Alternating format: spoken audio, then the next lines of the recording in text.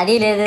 పైగా నా విగ్రహాన్ని కొనడానికి పెళ్లి సంబంధాల్లో పిల్లని చూడడానికి వెళ్ళినట్టు పొలోమను 10 మంది వెళ్తారు. అందులో ఒకడికి ఆ బొమ్మ నచ్చిందని, ఇంకోటికి ఈ బొమ్మ నచ్చిందని. నా కర్మ ఏంటంటే అక్కడ ఉన్నవన్నీ నా బొమ్మలే. మళ్ళీ తీరా 10 మందికి ఒక బొమ్మ నచ్చాక అమ్మేటోడు అలుసుగా తీసుకొని 10,000 15,000 అని బాంబు పేలుస్తాడు. ఎందుకురా బాబు ఇంత రేట్ అంటే కలకత్తా నుంచి తెప్పించాం అంటాడు. నాకు అర్థం కానిది ఏంటంటే ఎక్కడైతే నేను కలకత్తా నుంచి అయితే నాకన్నా మొనగాడు వస్తాడా, అక్కడ కూడా నేనే కదా.